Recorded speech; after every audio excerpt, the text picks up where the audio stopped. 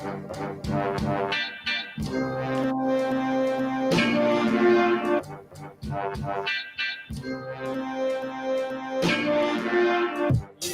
gotta build a new world, son. So don't just sit there. We gotta get up, get up, get up, get up, get up. It's like that. Reconstruct the economy and let a fear model be created. Give the factories to the workers and the land to those who cultivate it. Let natural resources be expropriated in the capital of multinational corporations confiscated. Start real debates to convince people that another world is possible. Breaking the obstacles set by the evil. No matter if you're black, white, Muslim, or Hebrew, we all divided in classes, son. It's time to see through all the phony facts offered by the press and television. They got masses adapted to a certain image. Clicks fiction. It's time to start slanging subversive messages. Just monopolize propaganda, turn people into hypocrites, but let them never be blamed. Cause we're the one who gotta restructure their thoughts, get facts, and change brains. Gotta turn people into soldiers, not victims. Give them a chance to change the path the life gave them. Spread the word and settle bases in schools and workplaces. Utilize any medium to spread your information. Write articles and spread pamphlets. Write graffiti with your slogans to let people know what's happening. Let the movement be the main attraction. Let them see that a change is a possible result of every action. Gather the masses to let them know they real world. Cause if it ain't the people who want to revolutionize the world, what is to be done? Mash nail never will pay.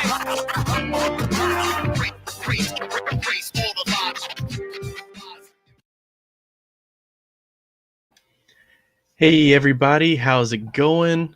It's your pal Dankey Kang here today. I'm pleased to be joined by my good friend and comrade FVK 1917.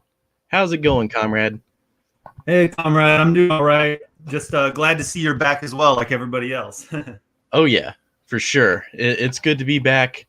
For those of you who don't know, I have been struggling. I caught COVID.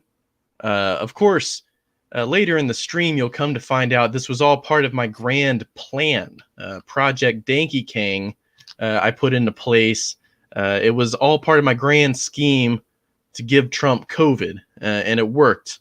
Unfortunately, it didn't have the effect that I wanted it to have, but nevertheless, I do consider Project Dankey Kang to be a success.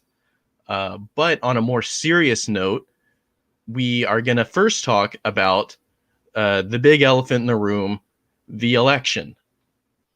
So, just to start off, FVK, what were your predictions about what was going to go down on election night, and how does that compare to what actually happened?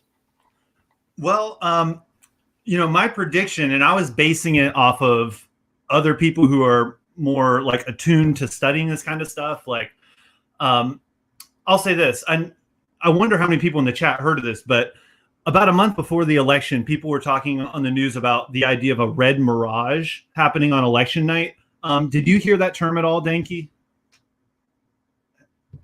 Yeah, so I heard the term red mirage, but I don't really know what that means.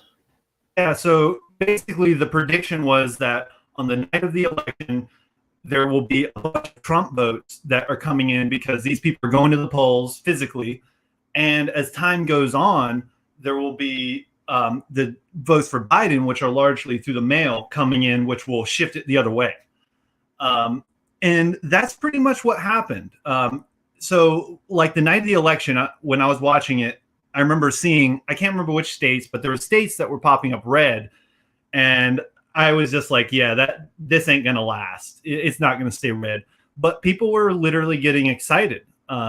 People were scared Trump was going to win. And some people were like, wow, he's going to do it. But this whole idea of the red mirage did turn out to really kind of come into play because the rest is history. I mean, that's pretty much what happened. The Biden votes came in. Trump was basically just trying to act like they were trying to give credit to how they stole the election from him. He was basically saying like, oh yeah, they said there's going to be this red mirage, but they were really just in the back rooms, like wheeling and dealing. So it's just a whole like lie or whatever. But, I mean, it makes sense on the. I guess what did you think about that, Dankey? Yeah, I mean, I was kind of pessimistic, to be honest. I thought that Trump was going to win, and I thought he was going to win by a pretty big margin. but that's just based on the culture that I'm immersed in here in Tennessee. You know, we went to my girlfriend and I, we went to Mountain View, Arkansas. We saw a bunch of chuds out there. It was a biker rally or something. It was very, very disturbing. I mean, I've never seen so many like rebel flags, Trump flags, Blue Lives Matter flags, libertarian flags. I was definitely out of my element.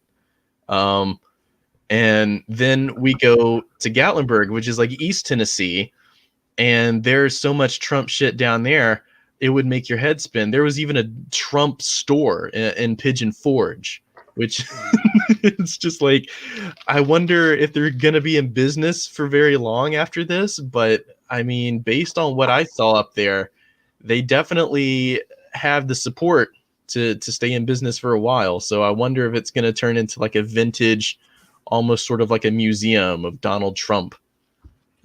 Yeah, that would be hilarious. Yeah, so that's what I think. I was right on that. And like I said, I didn't discover that. I was basing it on other people's predictions. But right. That part of the election I was correct on, and I was correct that Biden would win. What I was wrong about was this time around, I was saying this about the polls. I said, we're really going to just be able to tell this time around if these polls are bullshit or if they have some type of credence to them. Because last time in 2014, when Hillary lost, there was what they call a margin of error that would account for her possibly losing. So they said, we think there's a 90% chance she's going to win, but there's still this margin of error where she could totally lose. And it was actually within that amount that she lost. So I thought, okay, the polls, their conclusion were wrong, but maybe they had some reliable data for the most part.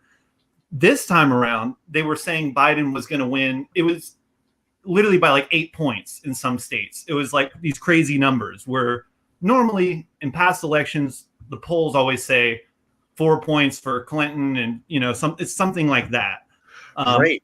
But this time around, they were heavily saying Biden. So that margin of error was saying, okay, even if Biden doesn't win this big, he's just going to win by a little bit. The margin of error was so off that Biden still won, but it was by way less than what they expected. So based on that, I will say that these polls are kind of garbage. The way they go about doing it, I know Trump supporters have been complaining that they don't get called enough and stuff like that. Right. Or there's also the theory that some of them could be more nervous to, talk to some deep state guy on the phone about who they're voting for or whatever. But for some reason, they didn't count their vote the way it should have been actually tallied prior to it. Yeah, I think, I don't know, part of me is still a little bit worried because Donald Trump still hasn't accepted the results of the election yet. And in fact, going back in time, you can see how months and months ago he was sort of conditioning his base to reject the electoral results. And it would have been sort of a benefit either way to him. Because if he won, he could come out and say, oh, they are legit. But if he lost, he could say they're illegitimate. And his base that has been conditioned to dispute these results for months now will all rise up. And I think that we might see a Chud uprising. I don't think it's going to happen necessarily over the winter holiday season, but I think come January 21st, when it's time for Big Boy to step down, Big Boy's not going to step down. He's gonna throw his fillet of fish at the TV. He's gonna rage tweet. He's gonna say, "Lock and load, Proud Boys. You don't have to stand back and stand by anymore. It's time for action. They're trying to take over the government. They're trying to destroy America. The Democratic Party, they're a disgrace, folks. They're all been taken over by the radical left, and this is the only thing keeping America together is me being in the White House. So you have to rise up." So, yeah, we got Jason Unruh in the chat. Shout out to you, Jason Unruh. We are going to be visiting a topic that he is intimately familiar with, FatController, and the crazy stalking fascist psycho who continues to entertain us. But That's in the happy half of the show. The sad half of the show, we're talking about the electoral results. Mm-hmm. So, I think that Trump is going to wind up trying to instigate a civil war. And that's not hyperbolic. I mean, I think that's definitely within the realm of possibility. And I think it's pretty likely, just based on what I've seen. Trump's entire voting base says that this election was a fraud, and they are not going to go out quietly. They're all locked and loaded. They're all armed to the teeth.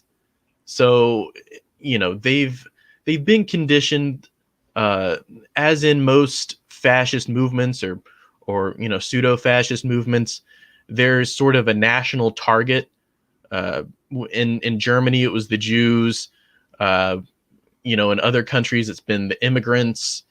In this country, it is the Black Lives Matter, the Antifa, the Democrats, the Marxists, and Trump and his entire base has been catered to fear all of that. And I have a feeling that before all said and done, Biden's transition into the White House isn't going to be as peaceful as we'd like to think. Yeah. On the idea that you were presenting, like, of a possible civil war or something like that, or a Trump coup, like, if that was going to happen, he would need the military on his side. Like, I don't know, when fascists come to power, like, you need that if you're going to have a successful coup. So there is a little bit of a divide. Well, I'd say a large divide.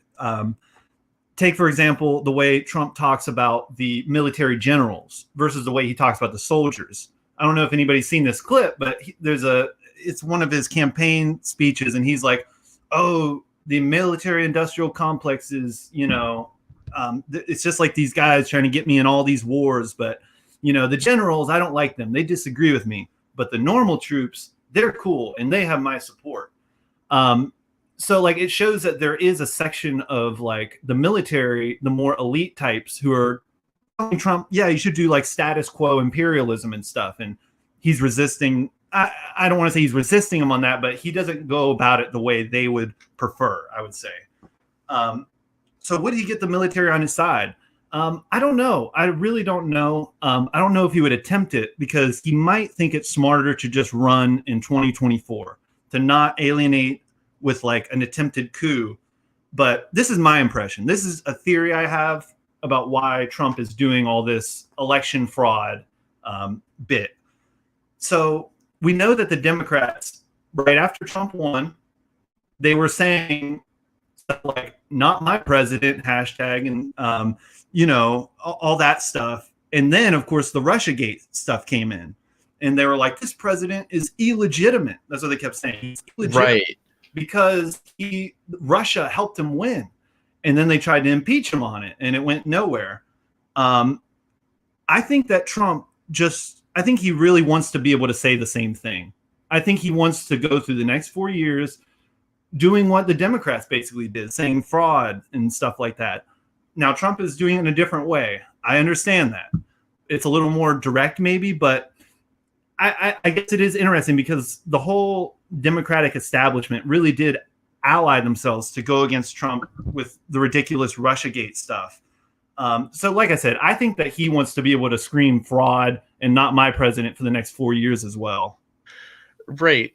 And another important point to note is, like, just even if Donald Trump fades into obscurity, Trumpism is here to stay. This, "Oh, America first, kick out all the immigrants and the Muslims and the black people, support the police, support the troop," just all of this just rabid American nationalism, this economic protectionism, this sort of pseudo-fascism, because I don't think Trump is really theoretically developed, politically, he's not theoretically developed to the point to actually, like, be a concrete fascist. He wouldn't understand, like, what fascism really means or what it is. And so he just winds up, through his own stupidity, just sort of bumbling into fascism. I don't know. That like in an opportunist fashion, he wound right. up like supporting. Like even if he's not a concrete fascist himself, he's an opportunist. So he's like making himself appealing to people who actually are. Yeah, for sure. I see Dark Snovia is in the stream. I will actually send him an invite because later on in the show we're going to be discussing an article that he is involved in. So let's see. I'll send that over to you in just a moment. But anyway, going on to talk about the election, I think even 4 years from now, if Donald Trump doesn't decide to run again, we're going to see another person very similar to Donald Trump spouting the same kind of rhetoric that Trump spouts emerge. And so the whole dynamic of voting blue no matter who continues. This is why in the very beginning I argued against voting blue no matter who, because it essentially gives the right wing carte blanche to try to pitch whatever rabid fascist candidate they can come up with, and the Democrats will always betray the progressive cause and pitch this establishment neoliberal candidate because they know that the people would rather, especially people of color and women and immigrants, would rather elect someone who wouldn't purge them from society versus a fascist. And so it's as sad as it is to see, Bernie Sanders and the progressive sweep failed. It failed, and neoliberalism is here, and it's here to stay. And I don't have any naive notions about Biden secretly being a progressive and trying to herald in progressive policies. He's certainly not going to do that. Look at his voting record. There's no way that he is going to be this progressive champion that some have touted him to be. I'm not going to name names, but I think you all know who I'm talking about. But, all that is to say, I think I can speak in general and just say I am relieved that Donald Trump lost, but that doesn't mean that I am overjoyed at Biden being our president. It's more just that I'm glad our president isn't just this complete babbling moron. Even though Biden had his little corn pop spiel, at least he is more mannerly. I don't know. I don't know. And this certainly is pretty much the only praise I would ever give Joe Biden. In terms of his policy, Biden is abysmal. In terms of his likelihood to endorse any sort of progressive legislation, that is so unlikely. I feel like anybody who actually believed that would happen should be totally discredited. But, yeah. What do you think? My reaction when it was announced that Trump had officially lost, like my emotional side was happy. Like I was happy that he's out of there, and we all know about all the racist bullshit and everything. So from that aspect, I was like, cool.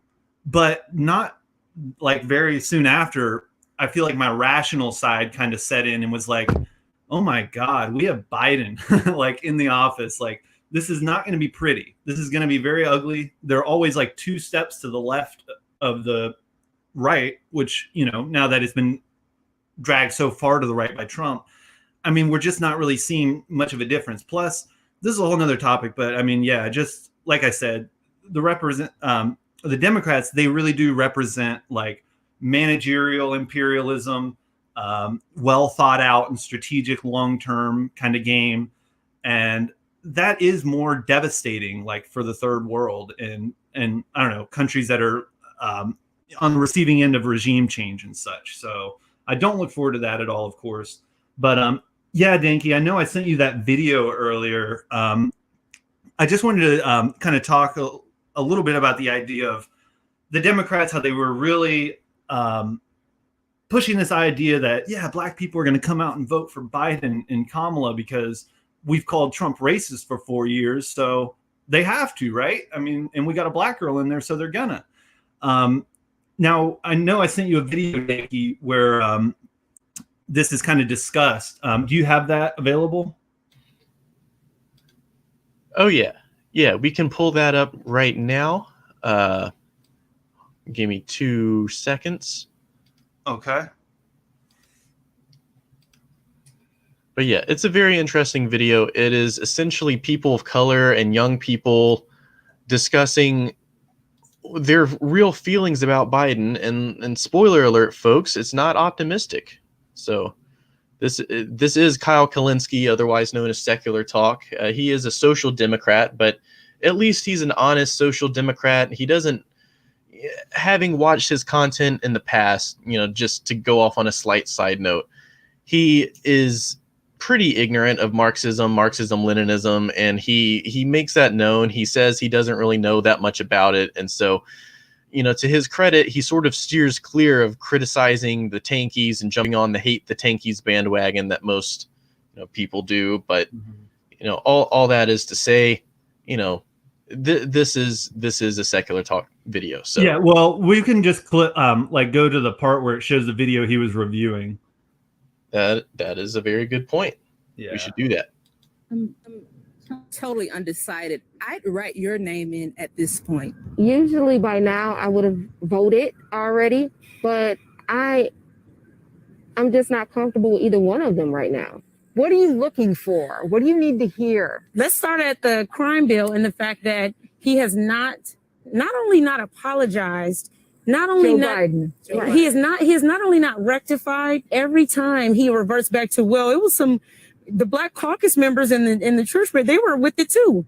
Okay, you fooled them as well. You never said I'm sorry. It's like I didn't do it. I want to hear an ironclad plan. I don't want to hear if this or if that or after the election. Does the presence of Kamala Harris on the Democratic ticket sway you at all? Not at all. I don't know who said she had our vote. She does not. We were supposed to grab onto Kamala with the black girl magic, but that didn't happen because she didn't right or wrong. Like, I hold officials accountable. I don't care what color you are. And I think that too often we automatically think that because someone looks like you, that they're going to have your best interests at heart. And that's just not simply true. Yeah, I thought that video was pretty solid. Like, I feel like that kind of reassured, like, I don't know, my feeling on this kind of situation. But that was before the election. So let's look at after the election as far as the turnout goes. So for Milwaukee, Philadelphia, and Detroit, the numbers of black voters actually stayed like pretty much exactly the same from 2016 to 2020. I believe like we saw a slight increase in Georgia in certain areas. But what really won Georgia for Biden was there was a lot of white people who previously voted for Trump who went to Biden. So yeah, this is something people have been talking about a lot. You saw this phenomenon with other minorities as well who went for Trump in larger numbers than they expected. I know Trump, they're saying, oh yeah, these minorities, they love me and all this stuff. And it's not like that crazy of a jump, but still, given everything the media has done, like over the last 4 years, it is kind of amazing that screaming racist at him really didn't work. It really didn't sway the people you would expect it to sway. So I just want to make one last idea or like present an idea here. I'm actually kind of stealing this idea from what's her name? Crystal Ball from The Hill. She had a good take on this. She said, so I don't believe that Kamala was put there to win black voters over. She said, I believe that Kamala was put there to win liberal, middle-class white voters over because they're right. Like, oh, it's a nice, it's a black woman and the black people will vote for her too. And it's like progressive and, those types. And like I said, it was a suburban kind of people in Georgia that ended up going for Biden. So that maybe they were actually a little more strategic than I originally thought. Maybe they weren't dumb enough to think that the black voters were going to fall for Kamala, but they were smart enough to see, oh, these good, well-meaning white middle-class liberals, they'll buy into that way bigger than the black community. And I think that's what ended up happening. Oh, yeah. And, this just shows how neoliberals think black people, how they think that black black people think, because they will pitch somebody like Kamala Harris, who completely endorses the white supremacist establishment, and because she's a woman of color, this is supposed to entice black people to vote for Biden, despite Biden's record in terms of supporting like stop and frisk, and in terms of Kamala Harris's own record. It's, people just assume, I guess the Democratic establishment just assumes that black people don't have the internet and that they're not capable of doing basic research, which I think is, horribly, racist and is pretty despicable on their part. So shame on them. Yeah, I can't remember her name. There's a woman. She worked for the Bernie campaign, but she has a podcast. I think her name's Bree or something like that. But anyway, she had a podcast episode where she was going around her city and interviewing black people about what they thought about Biden and Kamala Harris. And it was very interesting. I remember there was this one guy on there, and he was saying he was maybe like in his 40s, and he was like, yeah, my dad or something, he's like, I knew people that were affected by the crime bill in the 90s. That was his point. And he was like, I had to live through that. And he said, I just can't bring myself to vote for somebody who isn't going to apologize for that. So of course that was brought up by those girls too. So yeah, just for all like those liberal people that were screaming at us saying, oh, you're not like caring about the black community because you don't want to vote for Biden and all this stuff. They were totally wrong. Like, we all knew it, but like, I don't know. I'm glad that there's some evidence coming out that they were just absolutely wrong about that. They won't learn the right lessons. They'll act like it's not true, but it happened nonetheless. Right. And I don't know, you see people still blaming the radical left. They're still saying the reason why Biden didn't win by a landslide is because the radical left. And so it's like, we're damned if we do, damned if we don't. So, someone asked in the comment section, like, why we're even talking about this charade of an election. Basically, here we go. What's the point in covering electoral cretinism? It's useless at best and counterproductive at worst. I don't really think it's useless, because there were significant class analysis to be had in the whole way that this election happened.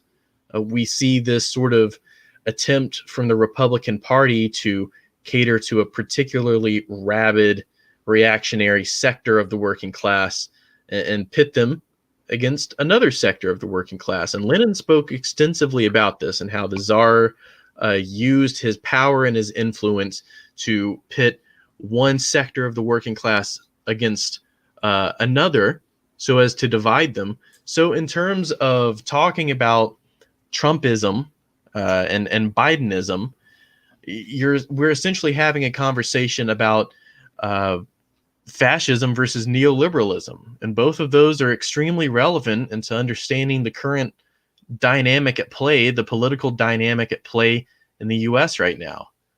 So I think, if nothing else, it doesn't really matter necessarily that Biden won, but it does matter. I don't know. I don't know where I was going with that. Blah.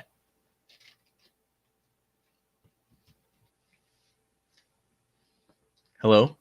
You there?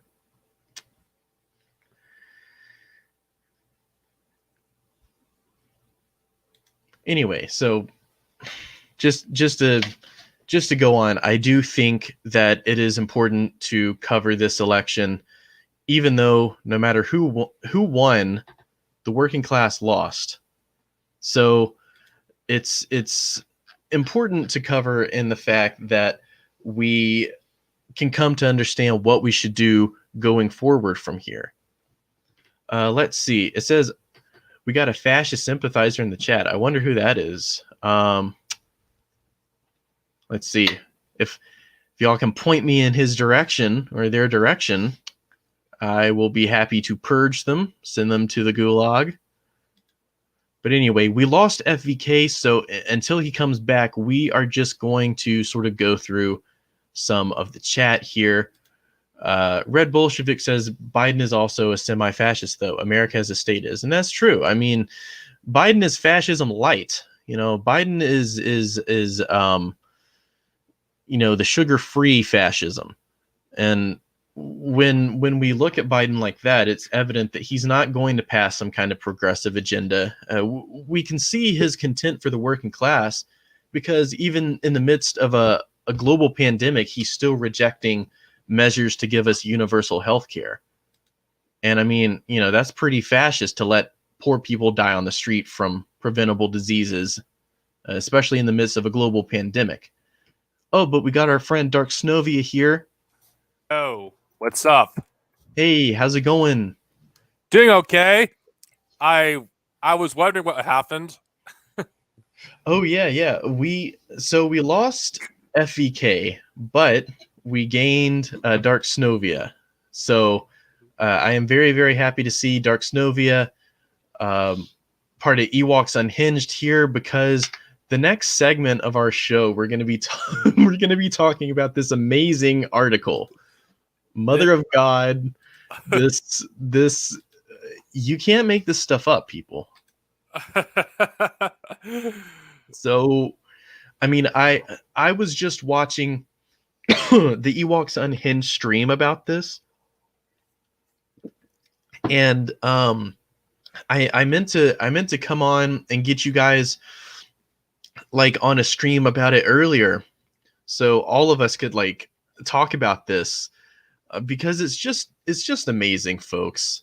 If you haven't seen this, you can also pop over to Ewoks Unhinged channel and check it out, because they did their own commentary on this article. But just for some background, this is the stalker, the crazy guy, FatController, who I think I first had contact with him like back in February. And ever since then, he has been making he's made like dozens and dozens of videos about me at this point, accusing me from being everything from like a pedophile to a eugenicist. And it's amazing, folks. He thinks that my name is Chance Ray Franga, which, as far as he's concerned, as far as he knows, that's true. And so, and we've got FVK back. What's up? Hey, my motor plug, my cat knocked it over or something. Oh man, your cat is a fascist trying to sabotage our stream. Well, yeah. If any of you guys care to know, if on Twitter, I'm known as Comrade Banjo, if you want to follow me on Twitter. Oh, nice. You're a Banjo-Kazooie fan. Well, I changed the name and I changed my icon. It used to be Karl Marx on Twitter, but I changed it to Banjo-Kazooie because what the hell?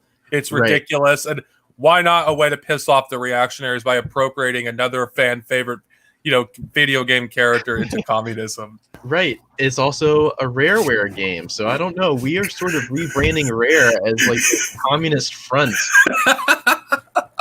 What's next? Comrade Conquer? Oh God! Someone please make that happen, please. Comrade Conquer. We'll have to do it. We'll have to get Comrade Conquer on the stream. So, this guy has stalked me. He stalked Ewoks Unhinged, Dark Snovian, B-Level Star Wars. He stalked Jason Unruh.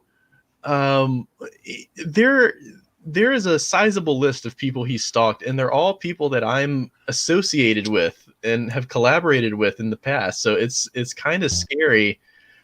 But this guy has made dozens upon dozens of alternate accounts. He continues to go on my backlog of videos and comment over and over again, linking these giant exposés that he types up. And this is the latest, and it's probably the greatest. But Jason asked, does this guy literally have no life? That's true. This man is the living equivalent to Buffalo Bill in Silence of the Lambs. I guarantee you, he sits in his mother's basement all day and does nothing but stalk, these communist YouTubers online and make these vast conspiracies about them. I'm pretty sure psychedelics are heavily involved in this whole endeavor, because it's sort of like a stream of consciousness almost when you read this guy. You know, this guy sounds almost as bad as the Scoundrels Cantina, my #1 fan. Oh man.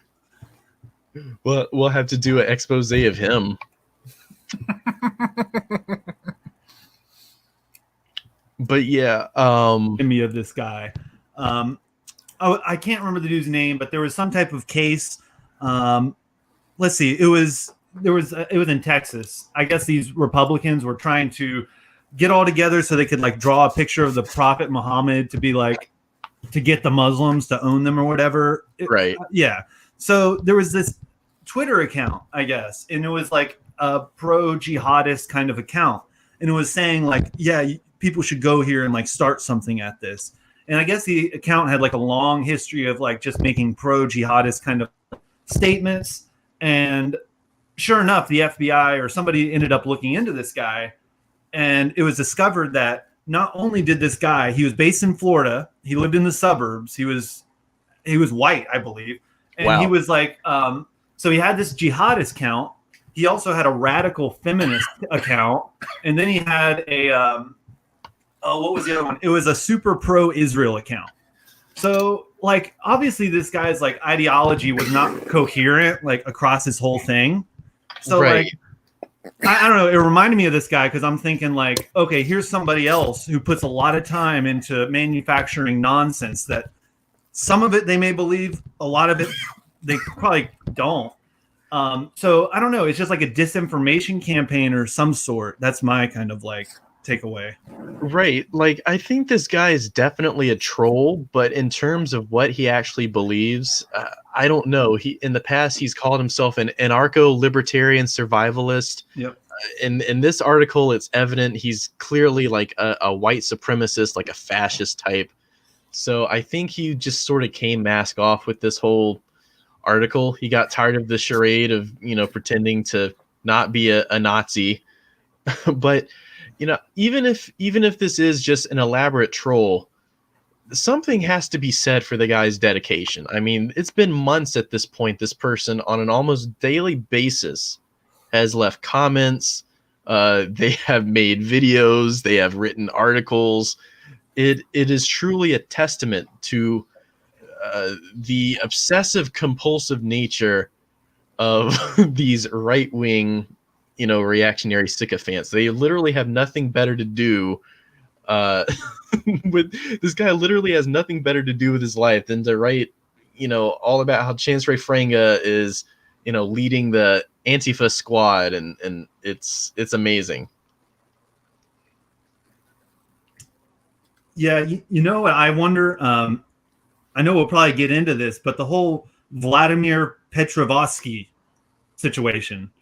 So I don't know how privy everybody is into this. I know Jason has made a couple of videos on this. So in these articles, this guy, FatController, he's talking about how Vladimir Petrovsky is like part of Nazi rebel news and all this stuff. And I was like, okay, that's not real. That was my initial thought.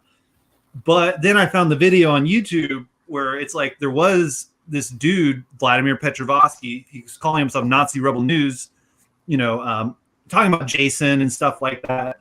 So I wonder, like, I don't have a good answer, but is FatController Vladimir Petrovsky? Or did he just find this guy and be like, oh, I'm going to, latch onto him?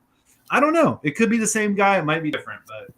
Yeah, I mean, maybe Vladimir is like FatController's caretaker or something. It's like a Dom sub relationship.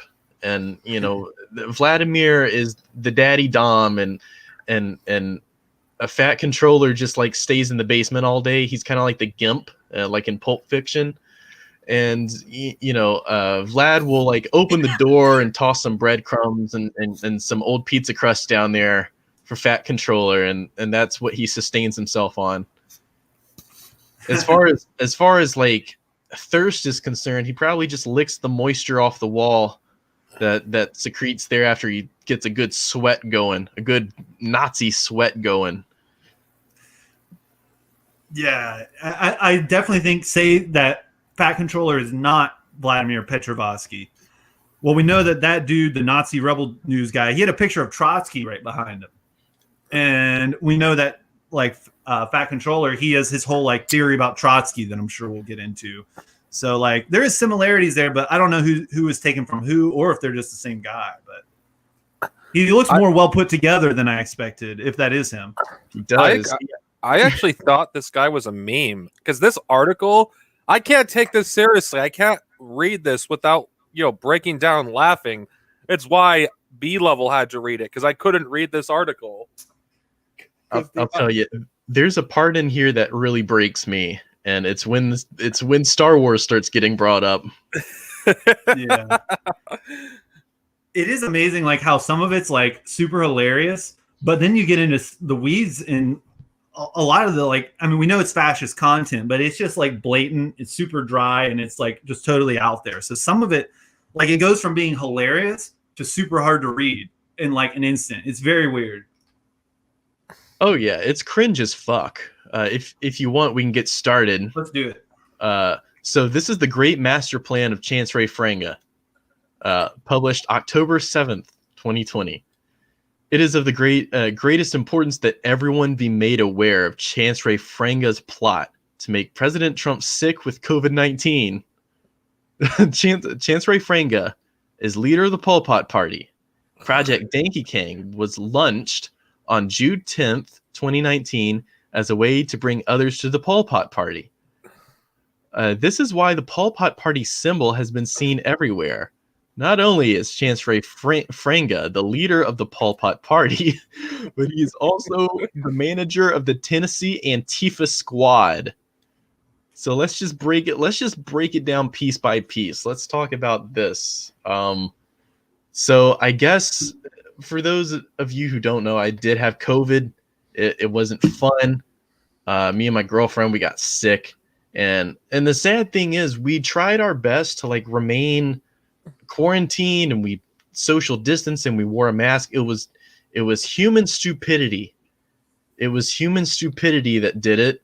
And so I've been incapacitated, but in that time, I opportunistically took the time to give Trump COVID-19. So you're welcome, everybody. I tried my best. Didn't have the outcome I wanted, but I did try my best. Yeah, and in case anybody doesn't know, that logo down there is, well, me and Comrade Dankey are involved in the Party of Communist USA, and that's actually our logo. So when he talks about Pol Pot Party, he's talking about, like, our party. So it's hilarious to see. Obviously, we aren't Pol Pot sympathizers at all, but I wish we were as based as this guy says we are. Like, I wish we had a Tennessee Antifa squad and all this, but yeah. I think we should form one. I mean, this guy has inspired me. These people make us more badass than we actually are. That's what's hilarious about these reactionaries. Yeah. I mean, for the record, I do wish that you had directed the Star Wars prequels. It would have been better. I don't know about that. I'm no movie director, to be honest. It probably would be worse than what George Lucas gave us. I'm fine with the prequels as they are. So he says, the Tennessee Antifa Squad has been brainwashing young white children to embrace communist dictator Pol Pot as their new Lord and Savior. It has also managed to spread the lies of Jewishness throughout the United States of America. The Pol Pot Party is behind the entire color revolution. Everyone is being tricked. George Floyd never existed. It's all propaganda invented by Chance Ray Franga, the leader of the Pol Pot Party and manager of the Tennessee Antifa Squad. So, wow. I mean, there's so much to unpack here. This is a glimpse into the mind of madness. This sounds like a fan fiction, but apparently this guy is actually serious. That's what makes it funny. What are the lies of Jewishness? What does that even mean? Like, we're gonna, like, force people to practice Hanukkah? We're gonna be, like, pointing guns at them, being like, "You're gonna practice Hanukkah, kid. You're gonna spin that dreidel." Yeah, it's hard enough to, like, get people to read about Marxism, Leninism. I couldn't imagine running around being like, oh yeah, I need to spread Jewish ideas to you, and you should like Pol Pot. Like, I couldn't imagine doing that. There's no way. And then he says the Pol Pot party is behind the entire color revolution. Like, what does he mean by color revolution here? Like, does he just mean like people of color rising up? Because I don't think he means what we think it means. He could be, yeah, playing on the words. He doesn't really explain what he means. He just makes these statements. George Floyd wasn't real. It's a color revolution, but there's no, it's just all your interpretation pretty much. Yeah, George Floyd isn't real. I mean, okay, I guess that video was just a very convincingly put together like CG film. I guess that didn't really happen. This is the level of intellect we're dealing with, people. I mean, I'm not trying to be ableist, but I mean, Jesus Christ. It's all propaganda invented by Chancellor Frenga. Apparently, I'm the leader of the Pol Pot party, which isn't even true. I'm not the leader of any communist party out there. I am a member. Me and FVK are both members of the Party of Communist USA, and this is our logo. Apparently, this sad individual thinks we're the Pol Pot party, which is hilarious. But then there's also this whole thing, the Tennessee Antifa Squad. I really kind of want to make this happen because we need it, judging from what I've seen, in especially in East Tennessee. My God. It's like Chud Central out there. It'd be a dream come true. So it says, this is why we need to expel the Jews, parasitically feeding off America. Yikes. They must all be sent to the state of Israel. The state of Israel is keeping Jews safe from themselves. Rabbi Adolf Hitler was very aware of the shortcomings of the Jewish race. The Bundists are dangerous because they want everyone to think there is no Jewish race. In fact, these Bundists lie all the time. They go so far as to say race does not exist, even though this is a filthy Jewish lie itself.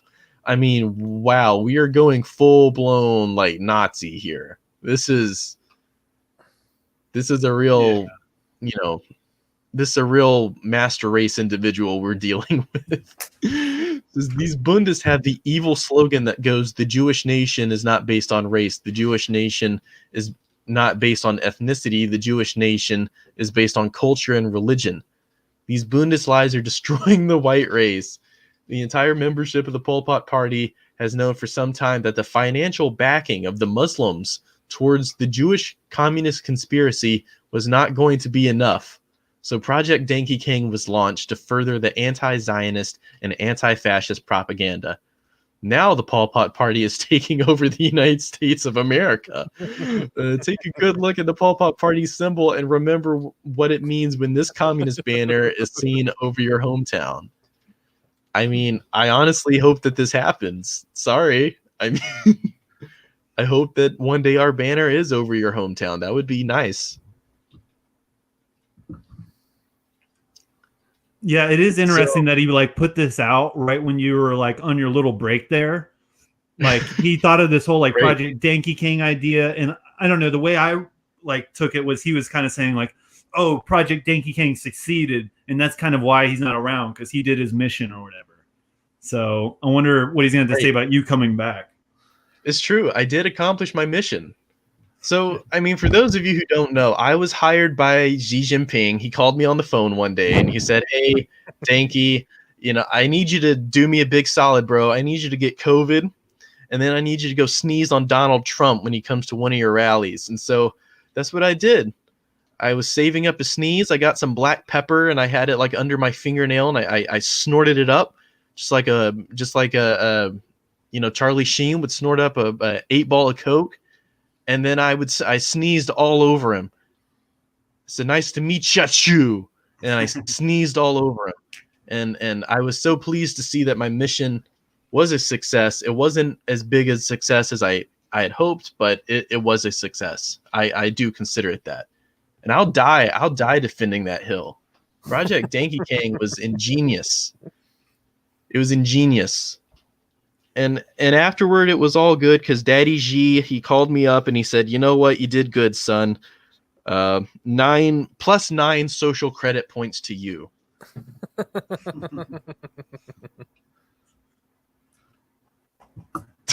So let's talk about Project Dankey King. Chancery Franga launched Project Dankey King on the date of June 10th, 2019, with the aim of bringing others to the Pol Pot party. This was only able to go so far, so a plan was hatched to include a drama between BreadTube and Dankey King. BreadTube and the online personality of Anarcho-Pack is a distraction invented by Jason Unruh. I don't think that's true. I'm pretty sure Jason Unruh did not invent Anarcho-Pack. But okay. Zoe Parker, otherwise called Anarcho-Pack, does not really exist. It is Chance Ray Franca doing voice acting for Jason Unruh. What? So I guess he's saying that I'm Anarcho-Pack? Yeah, we know your impersonations are good, but I don't know if you're that good. This is next level. Like, oh, okay, this guy read the bell curve, but he didn't realize that he was on the short end of the bell curve. Anyway, it says Vosh is a paid actor working for communists in China, which to me that's hilarious because Vosh hates China. He shits on China all the time. Yeah, the big market socialist YouTuber hates China. Like, yes, like, think about that.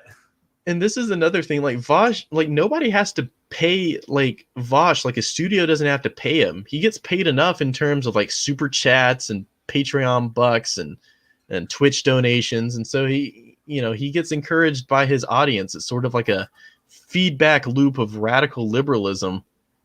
But it goes on. What most don't know is that Chance Ray Franga is half black and pretending to be a black man with dreads, calling himself Dead Man Animations. If I'm half black, this is the first I'm hearing of it. I'm pretty pasty white. I'm pretty sure my Aryan genes are purer than this guy's. But I don't place stock into that kind of thing. It says the proof of this is when Dead Man Animations made a 3-part series called Race and Communism. This series supposedly calls out Jason Unruh as the white leftist, even though all the DNA tests show that Jason is a Sami Jew.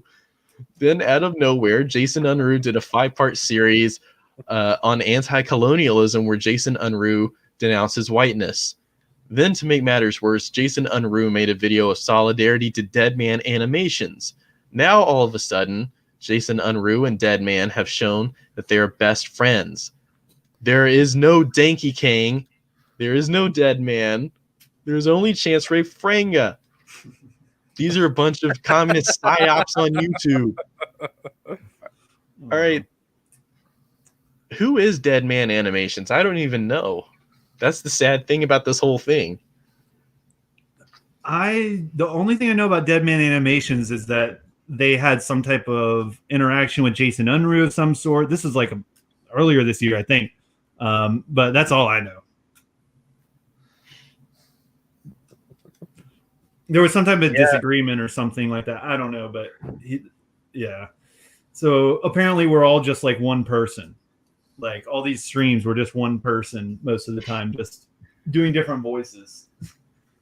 He probably thinks we have no life just like him. So every waking hour of ours is spent towards making videos on multiple channels and multiple fronts. But yeah, that's your game. Yeah, this is projection on his part. I just kind of like realized that because we know that he has gone under different accounts and like said things like, for example, he walks on Hinge channel. When I first saw this, it was under like something.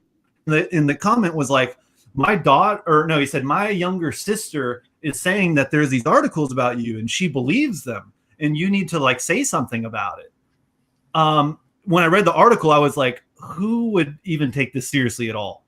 So that like led me to conclude this person is probably not like talking about their younger sister at all. This is probably like FatController under a different account. But what I think is interesting about that is he was obviously goading us to try and like get a respond to his articles. So you can tell that he is wanting like engagement from us, which is like, I don't know. I was kind of like debating in my head, should we even address this or not? Ultimately, I think we should, but Right. he is seeking like engagement, and should keep that in mind for the future, like to maybe respond to him every once in a while if it is good, but like some of this stuff we may not even have to address if he keeps going at it like this hard. Right. And the sad thing is that this dude keeps engaging with us regardless of whether or not we respond. Like I went for months without ever responding or interacting with this person in any way, and they just kept going. So I might as well show you all like all the crazy shit that they say that he says, because it's, you know, it's classic. This is comedy gold. Alex Dillard says hello from a former Trotskyist and PCUSA member. Hey, Comrade. But this sort of raises an important discussion. Like people have asked, like, why don't I show my face and stuff? And people like this is the reason why. It's not so much that I'm scared, but I'm scared for the people around me. I'm scared for my family's safety.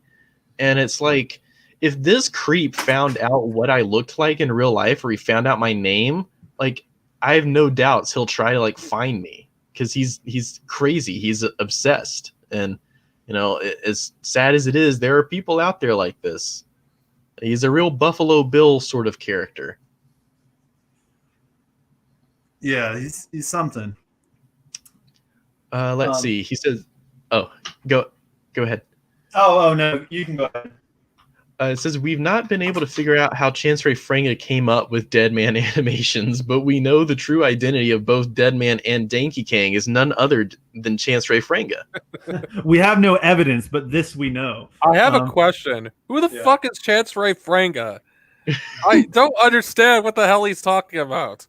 I think he believes that Chance Ray Franga is my true name, that in real life I am some guy named Chance Ray Franga.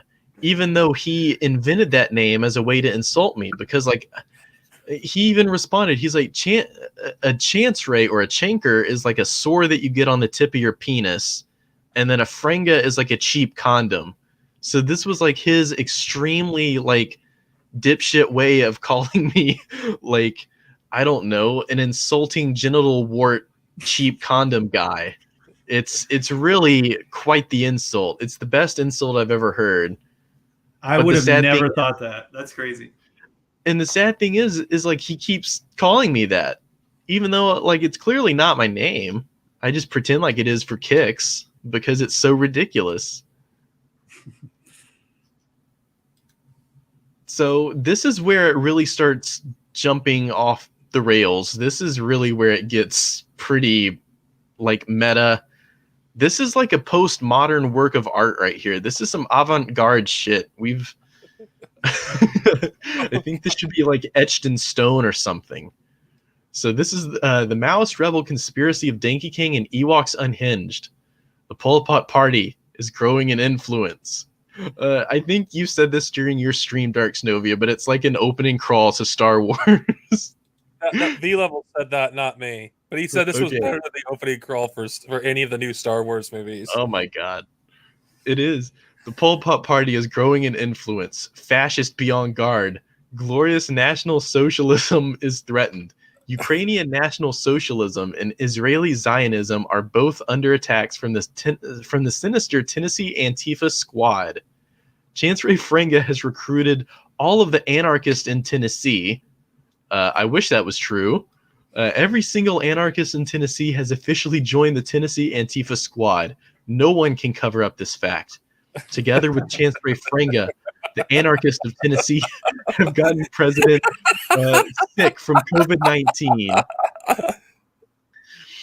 And this has helped make both communism and Jewishness spread in America. So yeah, let's talk about this. This is quite the opening crawl here.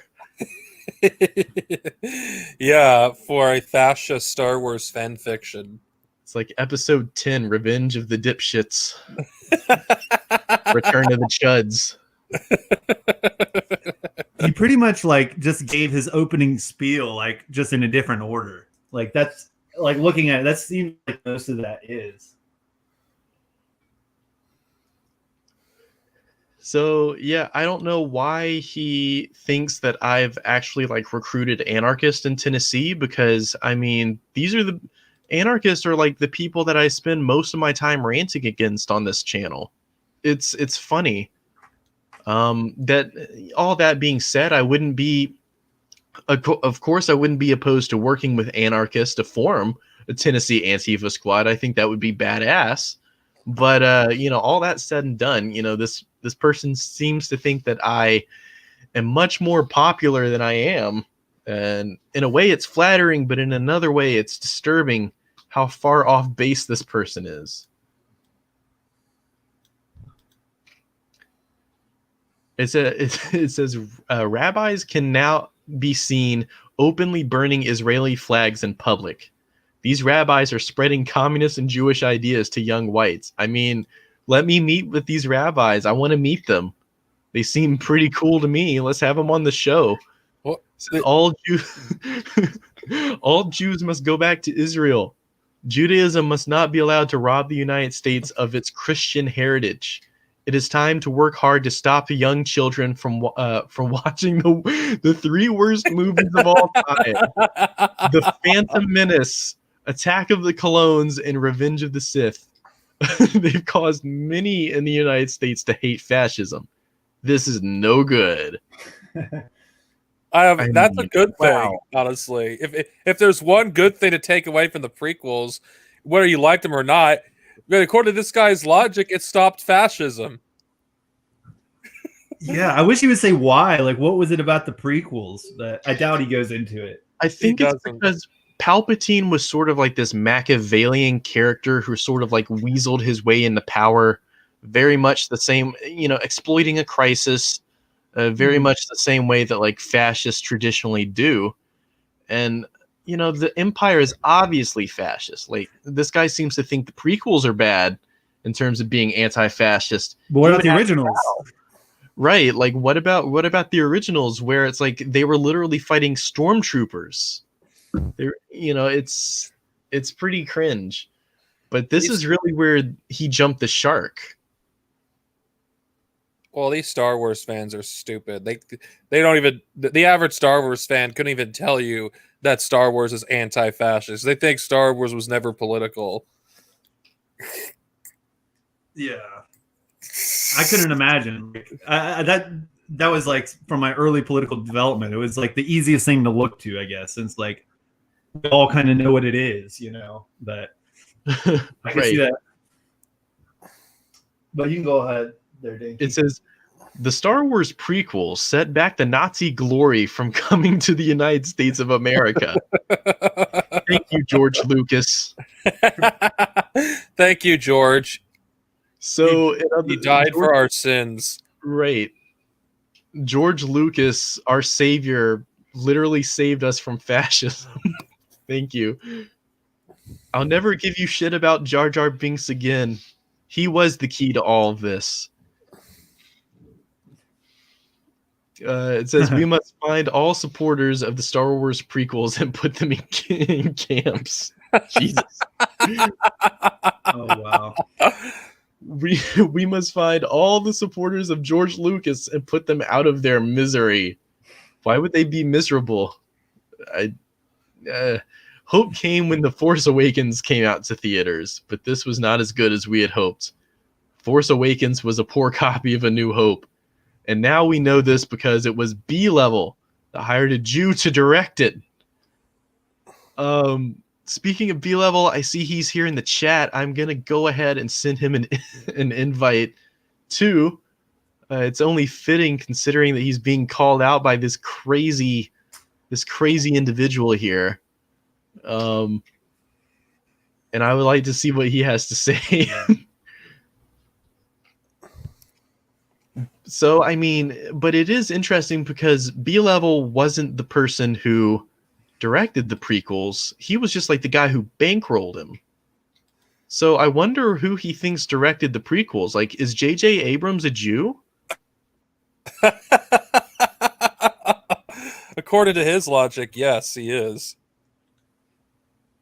And the funny thing is, like, Star Wars is owned by Disney, And Walt Disney like famously hated Jews. At least according to legend, he hated Jews. So I don't know. I don't know where this is coming from. Walt Disney was a fascist. I mean, he literally supported Joseph McCarthy with his anti-communist campaign. So no, he was a fascist. And Disney being a fascist is not, it's not too far off because their founder was a fascist. He was anti-union, yeah. I'm not gonna get too much into that.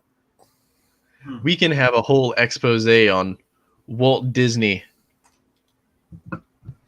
how he's a bourgeois fuck. It says so. He goes on to say all the Jews need to go back to Israel. The Last Jedi came out. This was not an actual Star Wars movie. I mean, this is why I say this is like a stream of consciousness sort of thing. This is like a spoken word poem written by a Nazi who just so happened to be watching Star Wars at the same time, because it goes from Jews need to go back to Israel right to talking about Star Wars again. He says it was so bad that many whites committed suicide, which was part of B-Level's own master plan. Oh God. So was that your plan? Was that B-Level's plan to get people like geeks and gamers to like kill them to kill themselves? Possibly. That was definitely my plan. I mean, he exposed my master plan.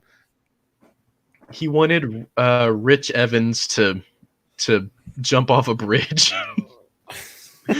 So he made The Last Jedi. Says The Last Jedi was such a disgrace that this caused someone calling himself Dark Snovia to get young whites to praise the prequel trilogy. Then before the release of Rise of Skywalker, the Antifa channel calling itself Ewoks Unhinged was launched. So on the date of June 5th, 2019, Chancellor Frenga brought B-Level and Dark Snovia together and told them to bring about the new communist social engineering plan, just as Chancellor Frenga had originally decided. So, I don't know. I mean, in terms of praising the prequels, I know that the prequels get a lot of guff. Jar Jar Binks, he's pretty goofy, and yeah, little kid Anakin's acting is, kind of cringe, and I know they spend too much time talking about the taxation of trade routes and stuff like that, but I found it interesting nonetheless. Dang it. It's not like the original trilogy doesn't have its own moments of cringy acting. Right. I was going to Tashi Station to get some power converters. Apparently on the cutting room floor, they had to chop so much stuff like out of A New Hope because the dialogue was like so bad. But yeah, it's interesting. I don't know. I think in retrospect, the prequels were actually pretty good, and that the action. I mean, just the action alone. Like, I still like the pod race scene in Episode 1, and I love when Qui-Gon and Obi-Wan fight Darth Maul. That's like my favorite lightsaber fight. I know. Yeah, I think there is something to say about it. Like, I'm not going to defend the prequel super hard. Like, I know, people say what they will, but like, I think you're right. Like, it was kind of cool to see what we kind of, I don't know, more with like the fighting and like with technology, like portray the lightsabers and such. It's more of a fun watch, but then it gets super boring. You're right when they mention like the taxation or whatever, and you would think that like, I don't know, if somebody who's into politics would be like, oh, these Star Wars are cool because they're like going into like, all that kind of shit. But it was just kind of dry. It was like tax scene, Anakin love story scene, and it would just be like, it was too much at times. I hate sand. It's rough and it's coarse and it's irritating, and it's all Obi-Wan's fault. I killed the women and the children too. Now fuck me, Padme. I know that I seduce you with my talk of purging all of the sand people. I have Tusken Raider blood all over me. Come make love to me, Padme. That was a deleted scene. That was Dirk Stovia actually cut that out. He contacted the Jew director and he said, "Look, that's a big oy vey. You're gonna have to snip that." It goes on the cutting room floor. Yeah, I had to cut. I ordered that scene to be cut because that would have been a little too much. Yeah. Even George Lucas saw it. He started sweating. He had to fan himself. He's like, "Oh, this is too spicy for me." Oh. It says on the date of June 5th, 2019, the Ewoks Unhinged Star Wars Antifa program, which sounds badass as fuck, was launched. The Star Wars fandom has not recovered since it first started. He's not wrong on that one. Honestly, we essentially destroyed almost any person that's crossed our path. So you basically blew up all of the Chud's metaphorical Death Star. And not to mention, all these people are afraid of us. I mean, geeks and gamers. I'm telling you a true story. When he is so scared of me that he saw someone that looked like me and hid under his car. Because I don't make it a secret that I support Antifa. They're afraid of me because of my support of Antifa. No joke. Do you think does he think you put the hit out on him? He probably does. Hey, look, it'd be bad if, this Geeks and Gamers, he had an accident. He slipped. Maybe he'll slip and he'll fall. Maybe he'll break something. Who knows? We'll take care of it. Let's see. It says V-Level managed to get the same Jew who directed The Force Awakens to direct Rise of Skywalker, hoping the fandom would believe that continuity was coming to the new Star Wars canon. The Rise of Skywalker was a total disaster, just as B-Level had intended. The failure of The Rise of Skywalker helped the algorithm of Ewoks Unhinged. This is sort of weird because, look at this from a perspective of the base and the superstructure. This person thinks that you can change society through the superstructure alone. Just superfluous stuff like Star Wars and crap like that. I don't know. In this person's mind, if Star Wars was better, we would be living in a fascist utopia. His whole theory is kind of bizarre because, okay, so he's saying Ewoks Unhinged, they want to get their channel popular. So the way they're going to do that is they're going to make these Star Wars movies, which obviously is going to cost a lot more money than their channel. And they're going to do that so they can help the algorithm so people will view them. It's wouldn't they just put a lot of that money into their show or something like that? But instead they do this whole roundabout way. It's just okay. Well, here's the thing. We actually just manipulate other people to use their own money, and we don't have to use a cent of ours. They're essentially doing it, working for us for free. I sick my Antifa squad dogs on him. Yeah.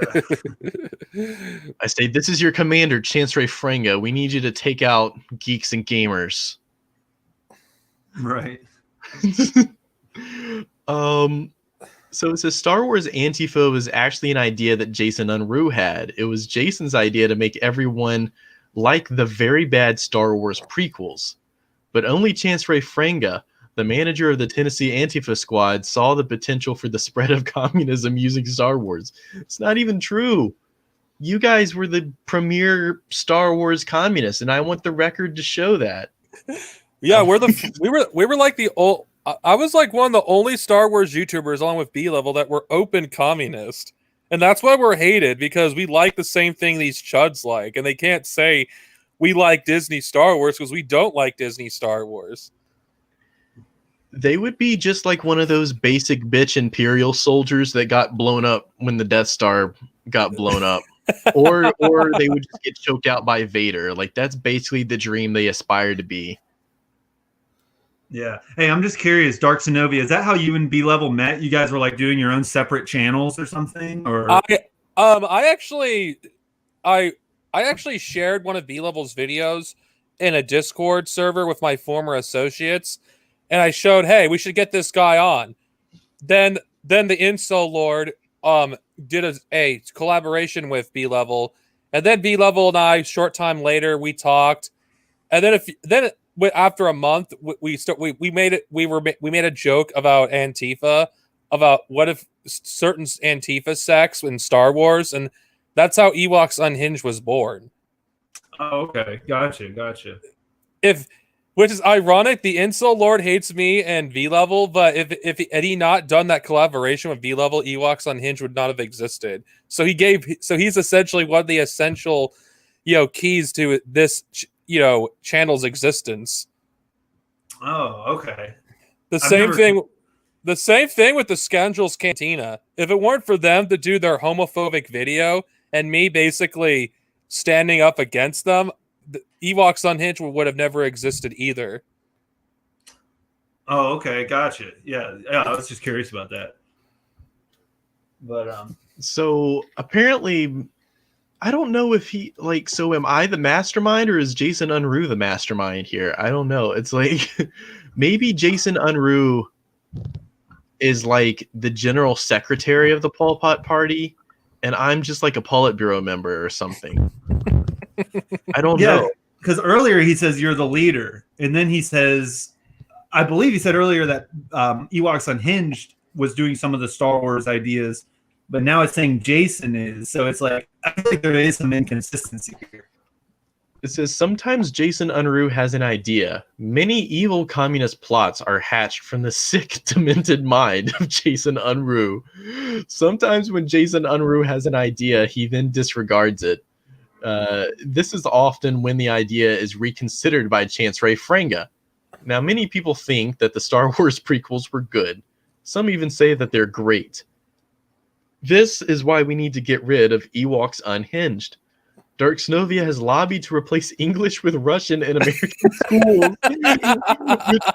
Oh my God, which is why he himself created the COVID-19 with the aid of his Chinese comrades.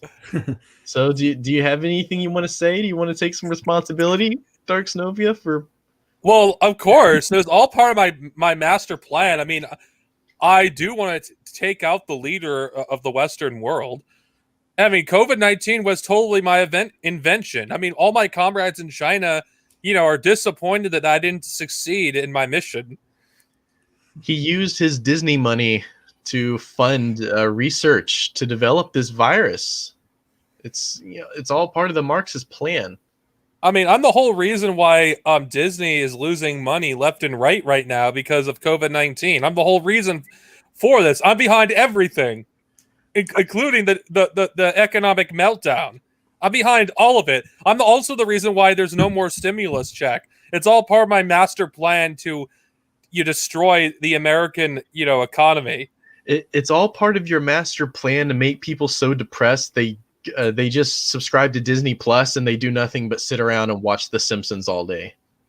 Yes, that's my intention. Yeah, and not to forget that you want to apparently replace English with Russian. Like, I love how he says, like, you created COVID-19 so you could achieve that end. How would that help that at all? And I can tell you, I can't speak one word of Russian. I guess he assumes because I admire the Soviet Union that I want to replace English with Russian. Yeah, I don't know. And apparently Chinese comrades are like, hey, how about you teach people in the United States Russian? Like, okay. Yeah. Hilarious. This is just next level. This is like the next level of cringe. It's so bad that I'm baffled. I'm baffled by this. It says Dark Snovia, apparently you have plans to invade Russia because he hates how much National Socialism has won the hearts and minds of most Russians. If all Americans spoke Russian instead of English, this would make the evil plans of Dark Snovia more in reach. Already, the Dark Snovia Institute for Communist Youth has been built in New York City. So if most people in Russia, like he's saying, or like he claims, he's saying most of them are fascists, but then we want to have people learn Russian over here so they won't become fascists. Like, wouldn't that be kind of counterproductive?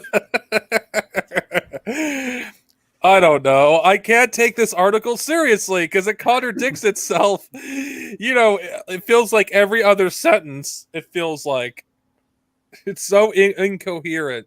Yeah. I have a feeling that magic mushrooms were definitely involved in the production of this article. Something for sure. It's very much just like bouncing all over the place. It's almost like word soup. It's like every crazy mushroom inspired thought he had, he's finding connections where none exist, and it's just incredible.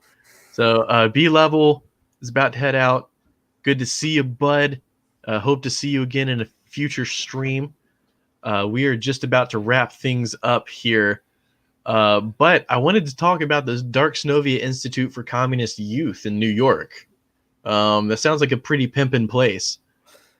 Yeah, it truly is. I mean, the entire purpose of it is to learn communism, to learn Russian, and to learn Chinese as well, because it's an absolute requirement to become part of the Darsonovi Institute is to learn Russian and Chinese, the languages, and you also have to learn, learn how to spread communism through various other means.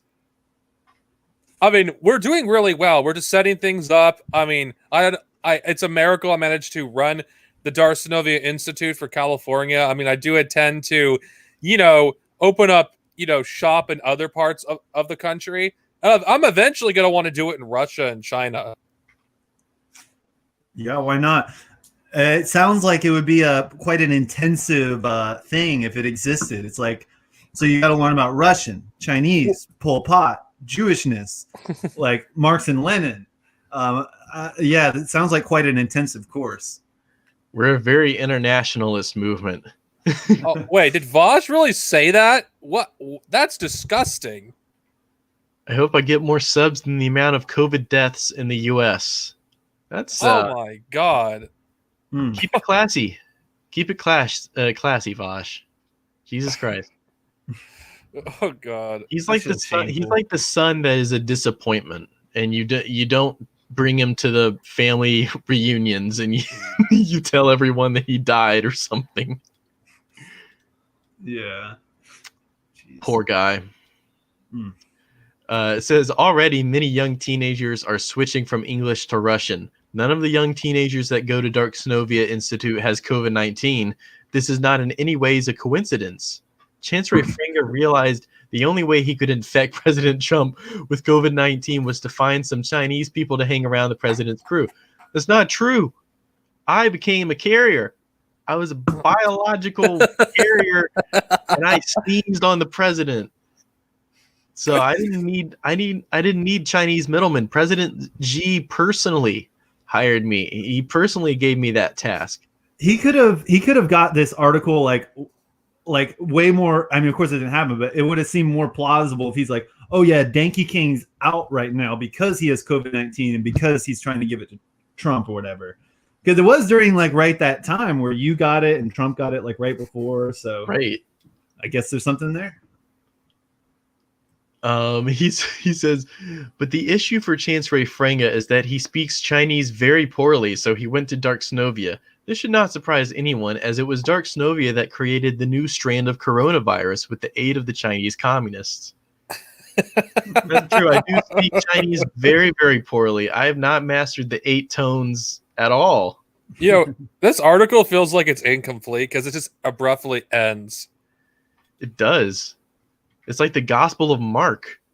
It says, "Is this the force with Antifa? Is the force with Antifa? Maybe, and that's why we need to worry."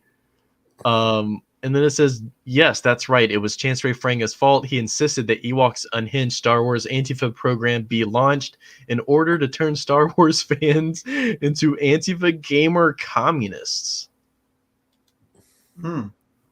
I mean, what are we to even make of this? This article is a masterpiece of a poorly written, I don't know, this guy's mind. I don't know what's going on in his mind. I think I'm convinced he's mentally ill. I'm not saying that to insult him. I mean that really. Right. And I'm not saying it in an insulting way either. I mean, I know he says that I hate the mentally disabled, but that's not true. But it's evident just based on like how he writes. This isn't someone who's altogether there. His thoughts are bouncing between Pol Pot Party, Antifa Squad on one hand, and then Star Wars on the other, and it's this crazy little mishmash. Combined with his stalkerish tendencies, it's very disturbing.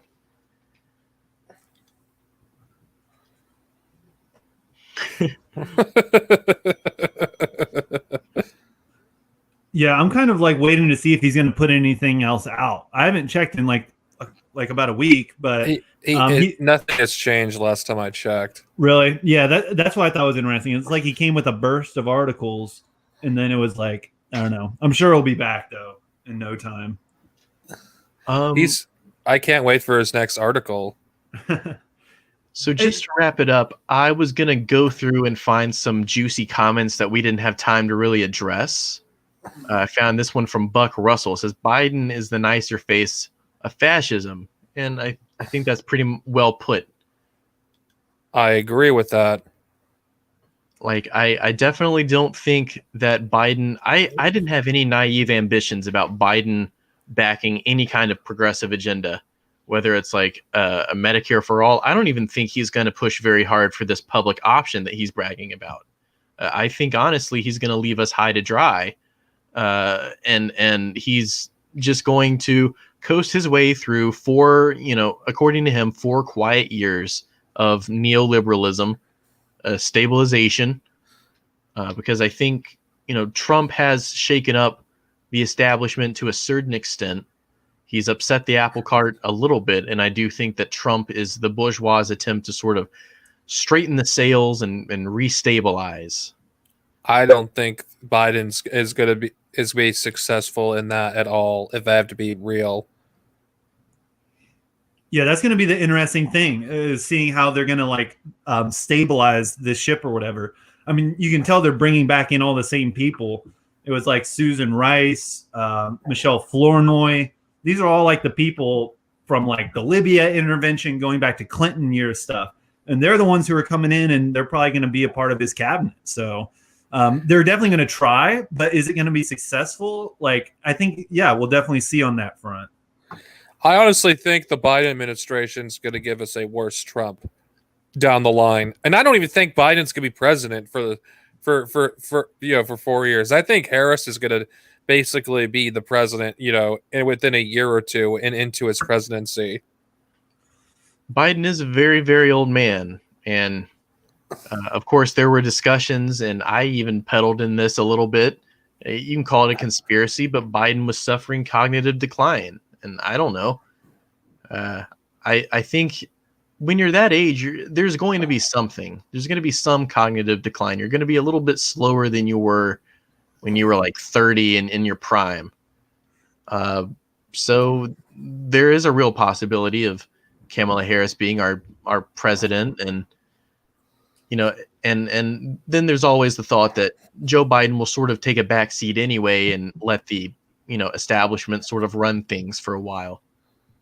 Yeah, I do think that like you said earlier, Dankey, Trumpism is definitely going to be around, and Dark Sanovi, I think you're right when saying there could be a worse Trump. That's my fear too. Some people I've seen like around saying that's kind of naive, like, oh, we should just vote for Biden. You don't know if there's going to be a worse Trump. But like, I guess what I'm basing that in is I guess I'm remembering what happened under Obama. Like the Trump movement was kind of festering and growing. And I don't know, especially living here in the South, like you just saw it everywhere, like people with anti-Obama stuff. And I don't know. I feel like it's going to be another 4 years of that, where they brew maybe a little bit under the surface, but then they just explode into like the political mainstream again. Well, whether it's in 2024 or 2028, I do feel like we're going to get a worse Trump. The next Trump is watching right now of what Trump is doing. Mm-hmm. We may or may not know who he is or her. We don't know who they are. And I do feel like the next fascist we get as president is going to be far more competent than Trump. Right. I mean, picture somebody like Donald Trump, but also schemy and slimy like Ted Cruz. You know, combine those two, and you've got a recipe for, you know, our next, you know, Trump or our next Trumpism that we're going to have to deal with. I don't think Mike Pence is going to be that person. He doesn't have the charisma in order to, you know, get people behind him. He doesn't have it. Yeah, he definitely doesn't. And I guess one last thing I'll say about this is it is interesting to see right now, because I'm sure a lot of y'all noticed, but there's a division in the Republican Party. You know, we talk about like division in the ruling class, like there's that. But even these two separate parties, they're especially the Republicans right now, they're divided. You know, we've all seen like the anti-Fox News stuff coming out from the conservatives right now. You even see like on Fox News, they'll be like arguing with the Trump campaign people about stuff. So there is kind of like the establishment Republicans versus like the Trump kind of Republicans. So I think the Trump ones obviously have more power in like populism. Like there's more of a popular kind of support. So yeah, I think that wing is going to end up winning out, if I had to guess. Right. So in conclusion, I think we need to prepare ourselves to deal with fascism. Fascism is on the rise, and Biden is certainly not going to be the bulwark that like staves off fascism. It's here to stay, and whether it's Donald Trump or whether it's Glenn Beck 2020 or who knows what, Tucker Carlson. Oh yeah, Tucker Carlson, Stefan Molyneux 2020, 2024. Well, he's not American as far as I know, Stefan Monaco, so I don't think we have to worry about him. Yeah, that's true. Hopefully. But yeah, it was good to hear from all of you. You can subscribe to Dark Snovia on YouTube. You can also subscribe to Ewoks Unhinged and Comrade FVK 1917. You can also subscribe to our podcast, the Iron Curtain Podcast, and also subscribe to New Outlook Media. It's a publishing company that puts out many good Marxist works of literature. We will be collaborating with them pretty soon. And any closing thoughts that you comrades want to have? I wish I had something good. I got most of my stuff out though. Deaf to fascism, deaf to Zionism, deaf to Americanism. That's my final thoughts. And that's all you need to know.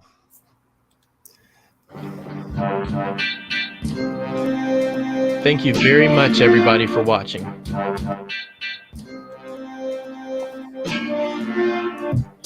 We gotta build a new world, son. So don't just sit there. We gotta get up, get up, get up, get up, get up. It's like that. Reconstruct the economy and let a fear model be created. Give the factories to the workers and the land to those who cultivate it. Let natural resources be expropriated in the capital of multinational corporations confiscated. Start real debates to convince people that another world is possible. Breaking the obstacles set by the evil. No matter if you're black, white, Muslim, or Hebrew. We all divided in classes, son. It's time to see through all the phony facts offered by the press and television. Got masses adapted to a certain image. Clicks vision. It's time to start slanging subversive messages. Cause monopolize propaganda turn people into hypocrites, but let them never be blamed. Cause we're the one who gotta restructure their thoughts, get facts, and change brains. Gotta turn people into soldiers, not victims. Give them a chance to change the path the life gave them. Spread the word and settle bases in schools and workplaces. Utilize any medium to spread your information. Write articles and spread pamphlets. Write graffiti with your slogans to let people know what's happening. Let the movement be the main attraction. Let them see that a change is a possible result of a reaction. Gather the masses to let them know they real world. Cause if it ain't the people who want revolutionize the world, what is to be done? Mash nail never will pay. Praise all the lies and implement. Fight consumption. Praise all the lies and implement. Time to wait for heroes that starts with you. To reach most of the people, your message gotta sound simple. Too complicated, you probably gonna scare people. Never act elitist, cause the purpose is to be equal. So ally yourself with anyone who's down with you. But beware of twisted groups of extremists which can transform from a helping hand to the most ugly and meanest. Learn from other revolutionary processes. Don't let the media be your mirror, cause they make you just provocative. Teach to people about the class struggle that's going on. And hard labor for emergence, making the rich stand strong. Tell them who the oppressor is and who's oppressed. Which class is producing richness when others be laying down the rest. Simplify theories and turn them to practical examples so folks can identify with your counter propaganda. Neoliberalism only offers war and poverty. Multiplicity of parties, still there's a big lack of democracy. Parliamentarianism is played out.